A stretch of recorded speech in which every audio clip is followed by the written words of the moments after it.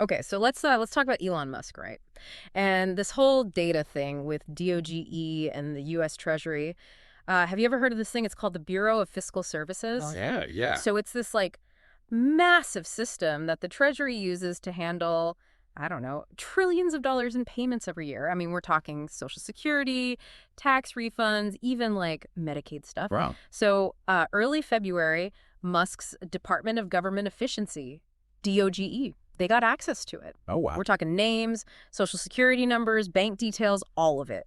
And datapro.news, they're calling this a whole new kind of data breach. Well, what's really interesting here, I think, is that this Bureau of Fiscal Services, this BFS thing, it's not just like some random database, you know? Mhm. This thing impacts almost every single American in some way. Yeah. So when DOGE got access, well, the potential for a breach, it just like explodes, right? Yeah. Way beyond, the typical email password leak kind of thing. Yeah, the article calls it a potential privacy nightmare. Right. And I mean, for good reason, right? We're not talking about just some random company here. This is the US Treasury. Exactly. It's supposed to be like the gold standard for data security, right? Absolutely. Okay. And the type of data, right? It's Yeah. incredibly sensitive. Imagine someone gets a hold of your government verified information. I mean, they could do anything. Steal your identity, drain your bank account, heck, maybe even disrupt like critical government services. Oh, man, that's scary. And get this, okay? The article mentions that there's this 19-year-old kid on Musk's team. And get this, he was fired from a previous job for leaking company secrets. Oh, wow. I mean, that just makes you wonder about their whole security setup, doesn't it? Yeah, it really raises questions about, their judgment, their competence when handling this level of sensitive data, especially right when you consider Musk himself, right? I mean, he's always kind of pushing boundaries, challenging norms. So you put all that together as a very volatile situation. Yeah.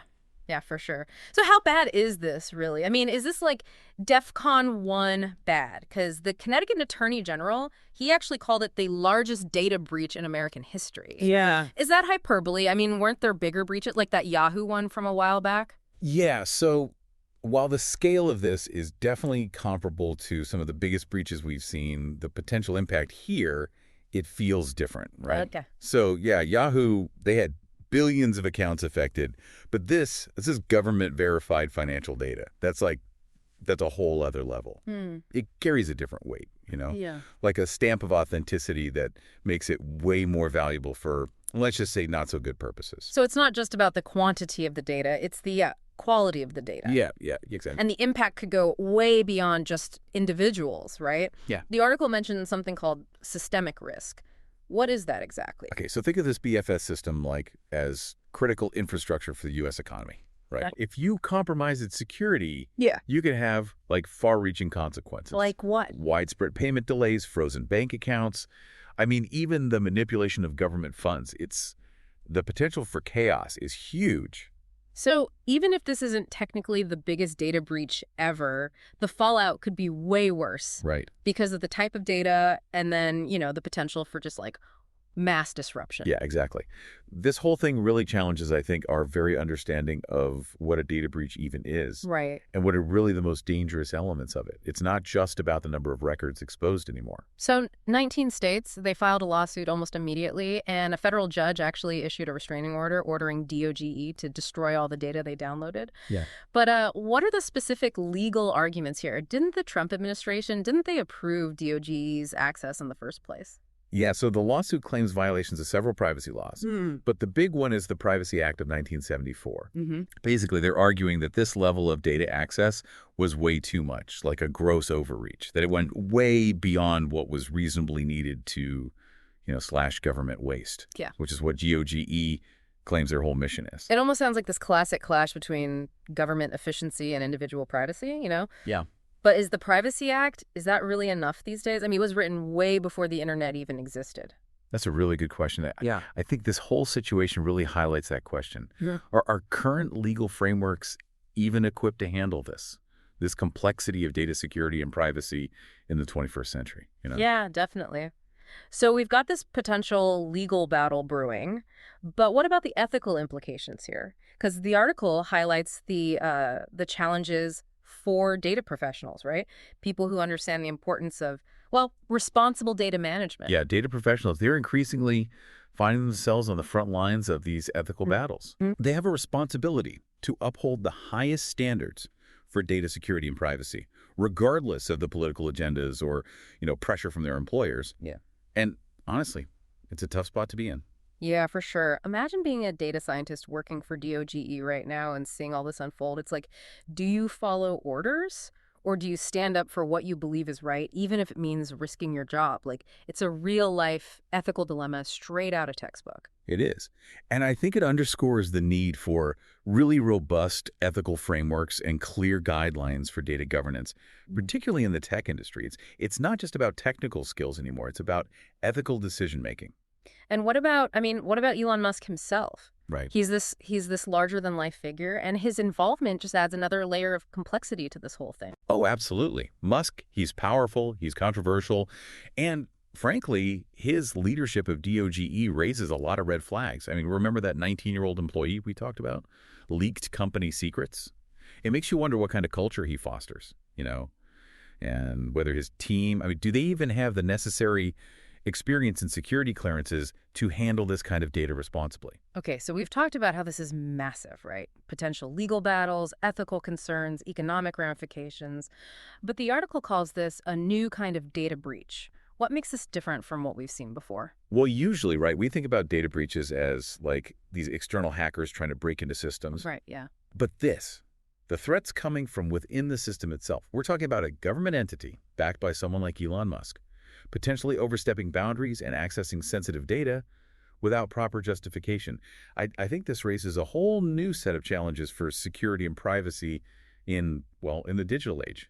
Yeah, it's almost like the lines are getting blurry They are. between what's a breach and what's legitimate access, Right. especially with, when you have these powerful figures involved. Absolutely. And it really does raise these questions about accountability, right? Mm-hmm. Oversight. Right. In this case, it was a government entity, but, you could just as easily be some huge corporation that has access to tons and tons of data. Right. And then who do you even turn to when the institutions that you're supposed to trust, they become the threat, It's right? like who watches the watchmen? Exactly. So what are the long-term consequences of something like this? The article talks about this erosion of public trust. What does that even mean for you and me, on a practical level? Well, think about it, okay? The US Treasury. Yeah. That's supposed to be like one of those secure, most trustworthy institutions in the country. Right. They hold this incredible amount of sensitive financial data for millions of Americans. Right. When something like this happens, well, it shakes people's confidence in the government's ability to protect that information, And it's not just the government, right? This also impacts how people view companies like Tesla and SpaceX, which are, directly linked to Elon Musk. Oh, absolutely. Right. This incident, this could cast a shadow over his entire business empire. Hmm. It raises questions about his judgment, his commitment to security, Yeah. and his ability to even operate within the norms and regulations. Yeah, totally. The article also mentioned something that I thought was pretty interesting. It talked about the ethical challenges this creates for data professionals. Yeah. Right? You have these political agendas that are potentially clashing with the very principles of data privacy and responsible data management. It's a tough position for data professionals to be in. Yeah. They're often caught in the middle, right? Yeah. Trying to balance their ethical obligations with the demands of their employers. It's like being asked to choose between your personal values and your career. It is. That's a lot of pressure. It's a ton of pressure. And this whole situation really highlights the need for a strong ethical code within the data profession itself, right? Right. Data professionals, they need to be empowered to speak up when they see something wrong, even if it means going against their superiors. Yes, absolutely. Yeah. The article even suggests that data professionals should adopt a Hippocratic oath for data management, a commitment to do no harm. Yeah, first do no harm. Right, when handling sensitive information. That's a powerful idea, and I think it gets at the heart of what's at stake here, right? Yeah. Data professionals, they're increasingly becoming the gatekeepers of our digital lives. They have a huge responsibility to ensure that data is used ethically and responsibly. So what can be done? How do we move forward from this? Is this just a sign of things to come, or can we prevent something like this from happening again? Well, I think, for starters, we need stronger laws, Yeah. right?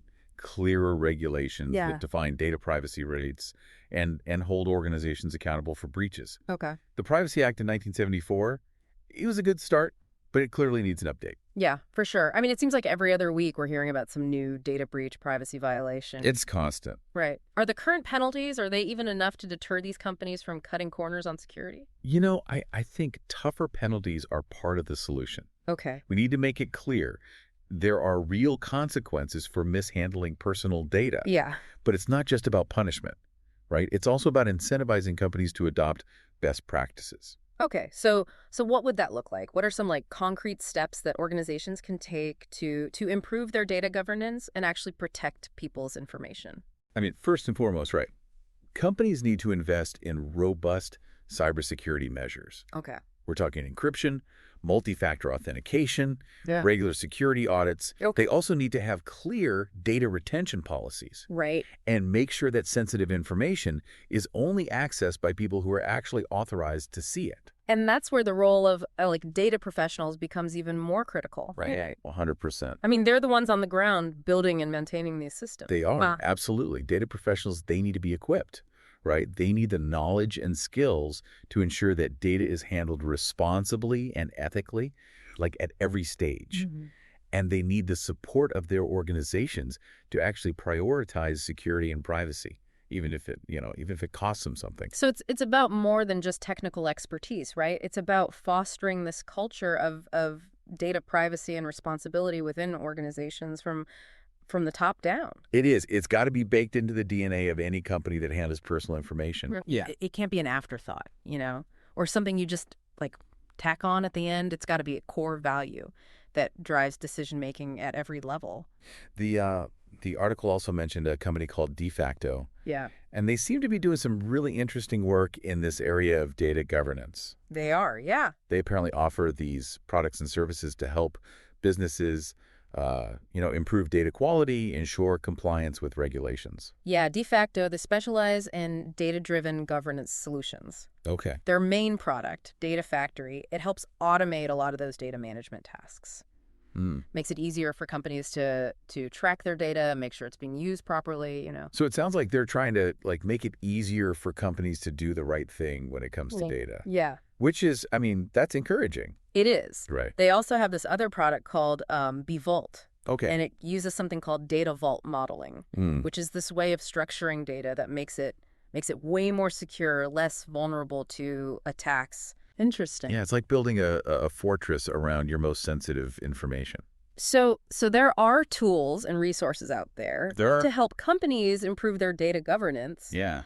But it ultimately comes down to a willingness to prioritize security and privacy. It does. Even if it means spending more time and money. Right. And it's not just about companies, right? Yeah. Individuals, we all have a role to play in protecting our own data. Okay. We need to be aware of the risks. Yeah.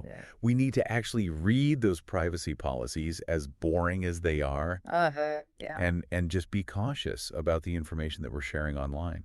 So it's we can't just assume our data is safe anymore. We can't. We need to be proactive and actually take steps to protect ourselves. Yeah. Support companies that are transparent about their data practices. Right. The ones that actually prioritize privacy. Right. And don't be afraid to ask questions and to hold them accountable when they fall short. Yeah. Your data is valuable, and you have a right to know how it's being used. This has been, I think, a really eye-opening deep dive. It has. I think the biggest takeaway for me is that data privacy, it's not just this abstract concept anymore. Right.